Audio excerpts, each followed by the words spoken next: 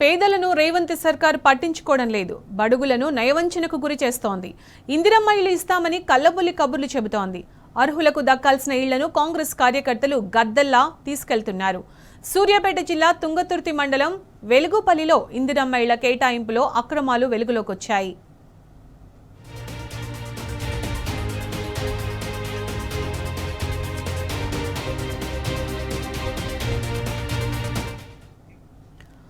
వెలుగుపల్లికి చెందిన కనకయ్య, మల్లయ్యకు ఇందిరమ్మ ఇళ్లు కేటాయిస్తామని స్థానిక కాంగ్రెస్ నేతలు చెప్పారు. అందుకోసం 20,000 రూపాయలు అడిగారు. డబ్బులు ఇచ్చే వరకు వెంటపడ్డారు. తీరా నగదు ఇచ్చిన తరువాత మోసం చేశారు. మొదటి విడత ఇందిరమ్మ ఇళ్ల జాబితా వచ్చింది. ఆ లిస్టులో కనకయ్య పేరు లేదు. దీంతో కనకయ్య తీవ్ర మనస్తాపం చెందాడు. వాటర్ ట్యాంక్ ఎక్కి నిరసన తెలిపాడు.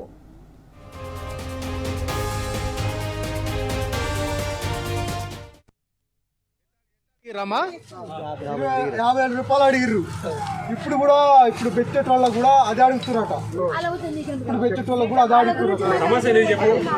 అయితే నేను 50,000 రూపాయలు అంటే ఉత్తరాలు 1,00,000 రూపాయలు అన్నారు. దేవుడా దండం పెడతా మొదలు.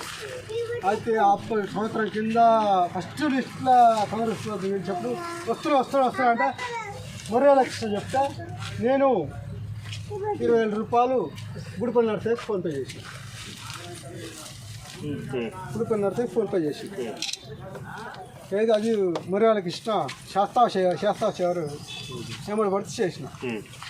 ఇప్పుడు నాకు లిస్టులో పేరు లేదు, నాకు గుండె జాగా లేదు, పొలం లేదు, ఫ్లాట్లు లేవు, వెనక మరి సంపాదించి అమ్మాయి సంపాదించిన సంపాదన లేదు.